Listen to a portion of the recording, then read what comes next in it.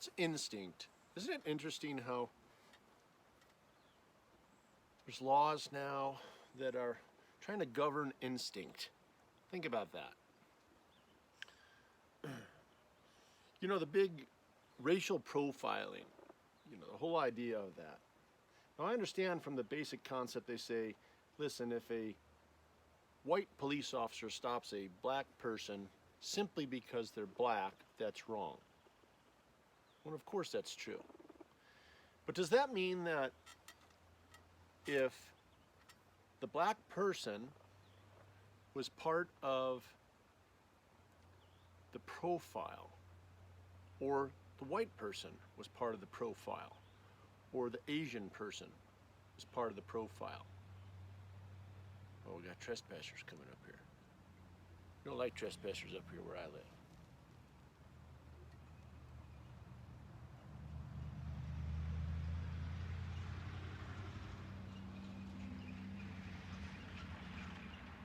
He's got a pirate flag and a Gadsden flag. I had to know that guy. Anyway, back to instinct and profiling.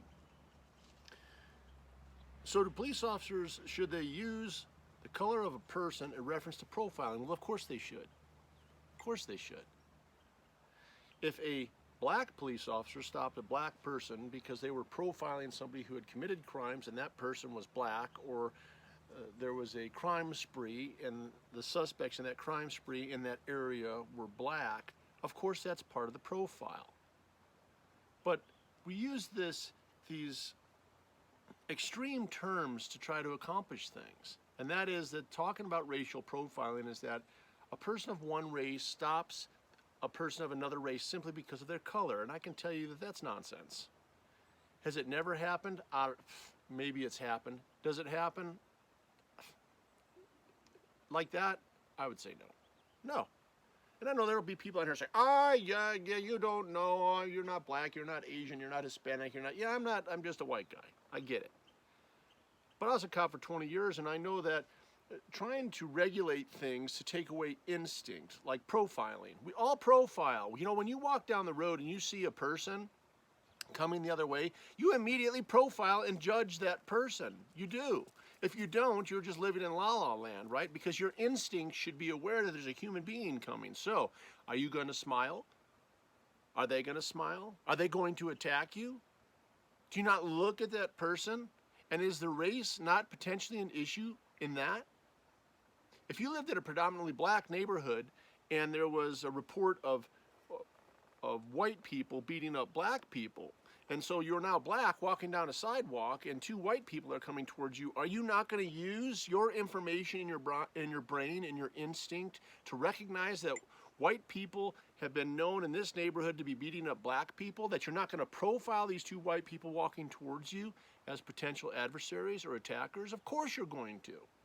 It's normal, it's instinctual. But politicians pass laws by talking extreme measures. Let's go to domestic violence laws and the ownership of a firearm. Well, of course, if somebody's violent and cruel and destructive, they shouldn't have a gun in their life. But a misdemeanor crime now stops you from owning a gun for the rest of your life. Are all domestic violences this outrageous, teeth knocking out, almost killing somebody? No. As a matter of fact, most of them are nothing near that. Domestic violence around the country in different states vary in degree.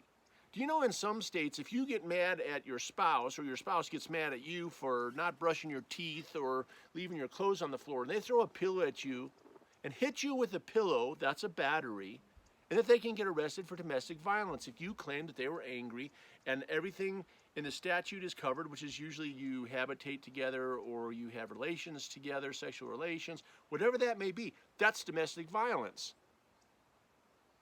So if you're one of those people, one of those guys or one of those girls that dates somebody a little bit wacky, that does something kind of goofy,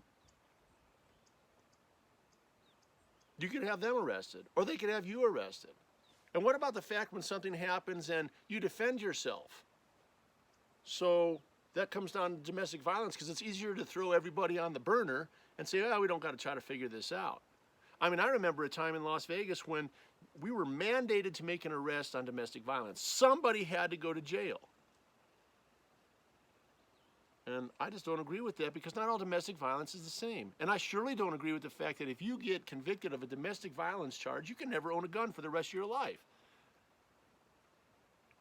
You know, to be a felon, I don't even agree with the fact that if you become a felon, you can't have a gun for the rest of your life. I think a violent felon, if you raping people, murdering people, shooting at people, robbing people, hey, you blew it, man. You don't get a gun. That's the way it is. But from the standpoint of making laws, we always want to look at the extreme, the most extreme, and say, yeah, we're going to justify it. Well, life's not like that. There's a huge gray area of facts in between there. Whether you're talking about racial profiling or domestic violence laws, it's just not that simple. It's not. And people have their head in the sand when they don't want to pay attention to that. Same thing we talk about red flag laws. That guns can be taken away if you are deemed a threat. Well, what deems somebody as a threat? When Jesus Christ got angry and flipped tables over because they were mocking God, I would guess that they thought Jesus Christ was a violent threat and he'd had a red flag order if he had a handgun. What about the fact that people can get angry? You know, it's normal. It's normal to get angry. Everybody gets angry. And sometimes people throw things or they just get angry. Does that mean that they're a threat to everybody else? Have you never been around where somebody says, oh man, I'm sorry, you do that again, I'll kill you. They have no intention of killing anybody. They're angry. But now if you say that, that can fit underneath a hate crime. Hate speech, which is a hate crime. And now they want to make laws where if you get convicted of a hate crime, you can't own a gun. Come on, man. Get out of here with that. And when we talk about mental people, right? We think, oh, people that have mental issues shouldn't have guns. And of course everybody says, yeah, it's true. Why? Because we look at an extreme case, right? We look at some people that are completely loony and out of their mind. But you know what? Over generations, there's been a lot of batshit crazy people that own guns that never hurt anybody. That's just a fact. So it's not just mental. Yeah, well, if you have a mental issue. Oh, if you're angry. Oh, if you talk hate speech. Oh, if you throw a pillow at your spouse. All this to take guns away. It's all about taking guns away because without guns, there's going to be no freedom. That's a fact. Look at what's happening in Hong Kong. Look at history. You know, I love what's that old adage? Those who don't know history are bound to repeat it. How can people not look back and see the value of firearms for our nation and the value of firearms for all nations? Do you not see that all genocide started with registration of firearms, which led to confiscation of firearms, which led to tyranny and genocide? It's happened all over, but let's not pretend like that happened all over. That's not what we would do here because our country's so great. And let me tell you something, this is a great country, but we've got some batshit crazy people in the government. And we got people trying to pass laws by looking at extreme ideas, and then everybody says, well, that makes sense. You know, look at the idea of children and guns. Look at my son, shooting guns since 5. He has loaded guns in his room. Thank God it's not against the law here. You know, there's laws that dictate what you do with your guns in your home. In your home. They can tell you that they have to be in a safe or they have to be unloaded. That if someone breaks in your house and steals a gun, you're responsible for it. But if they break in your house and steal your keys and run somebody over with your car, that's okay. If they break into your house and steal a baseball bat and kill somebody, that's all right. If they break into your house and take a steak knife and kill somebody with that, no worries. But if they break into your house and take a gun and kill somebody with it, you're responsible. You don't have the right to defend yourself in your own home. Oh, come on, man. I'm so tired of gun people being upset and doing nothing about it. I'm sitting here trying to do something about it. I want people to share these videos so we can start doing something. Let's start a movement. Let's get involved. But you know what the problem is? All the gun owners like to pound their chest and run their mouth and do nothing. It's a damn shame, man. It really is. But you know what? It takes a lot of guts to accomplish something. It takes a lot of guts to put yourself out there. It does. And all these people that pound their chest and think they're so big and tough, and how often do they do it? It's like the, oh, I lost my guns in a boating accident. Why not say, hey, I'm a gun owner. That's right, I am. Me and 100 million others, and this is what we do. But we can't do that. We can't get along. We can't agree. We want to bicker. We want to have this bunch of false bravado, right? This machismo, this nonsense, man. I really don't know what we're going to do to solve anything. because we can't come together on anything. And here I'm trying to do something for everybody. You know what's so interesting? When people threaten to leave my page, like, I believe in God because I know God's real. He's been in my life. He's in my life every day. I know He makes differences for me. He helps me to accomplish great things and to get beyond things that I know I couldn't do. And the love I feel for my child, my wife, and those that I love comes from God, because I don't think any human being can love that way.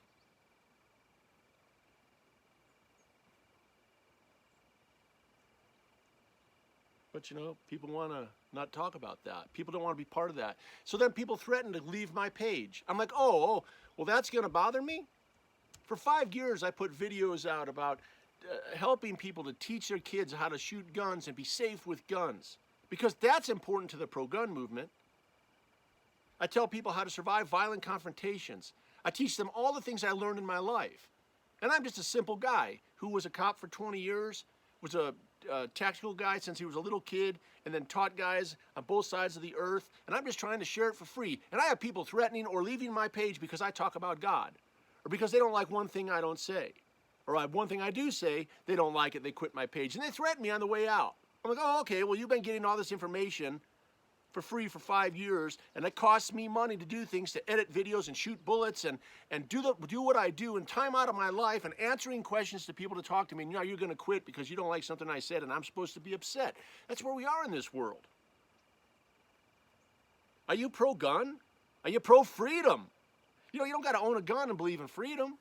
You can just love freedom and not want to own a gun. That's all right. But for God's sakes, let's do something. Here I am. I'm doing what I can do. You know, it's like I wrote yesterday, hey, please share our videos, because, you know, we're trying to accomplish something here. There's an idea behind these videos, and it's to talk about realism and freedom in America. And guns are a big part of that. And I love guns. Do you know, I think I already said one time before in a video that I was speaking with GoDaddy. They have a social media team, and they said, do you know you're in the top 1% of your realm with your videos? All you got to do is stop talking about guns, and we'll help you. That's all I got to do is stop talking about guns. Don't you think that's kind of odd? What's wrong with guns? Do you know owning a gun, buying a gun, possessing a gun, shooting a gun is not a crime?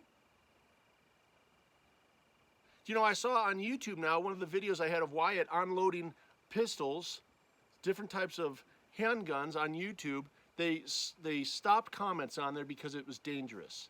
A video of a child showing other children how to safely unload a gun is deemed dangerous. And that's because there's a gun in there. Anything with a gun. Gun. You write gun, say gun, show a gun. But it's not a crime. Now we're making more and more crimes where you can't have guns. I'm telling you, gun people, we better get it together, man. I don't care if you don't like me. I don't care if you don't like my skin color or exactly what I have to say, but what about the message? Can we at least get together on that? Can we say, listen, if we've got people that have a message, listen, I told somebody, listen, if you don't want to share my message, you make a video and I'll share yours. But, oh, I ain't got time for that. Oh, don't want to do that. I'm trying to do something for all of us. As Facebook crushes our page, and we try to do it, what am I getting for it? What, I want fame? Do I look like I need fame in my life? Like I'm seeking fame. No, I'm seeking justice. I'm seeking righteousness. I believe in Jesus Christ. I believe in this country. I believe in freedom. And I recognize that my love of guns, I love to shoot them and I love to have them. I just always have. There's nothing wrong with that. But that's going to be taken away. But when that's tied directly to freedom, how can I not get involved and try to do something about it? And I'm serious. If you don't want to share our message, I get it.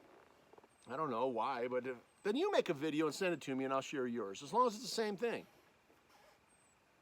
Because I can't believe somebody who wouldn't want it doesn't agree with what I say to share my message. But my gosh, you'd think people that did agree with what I had to say would share it. I mean, you know, all you got to do is like push share and put it out there.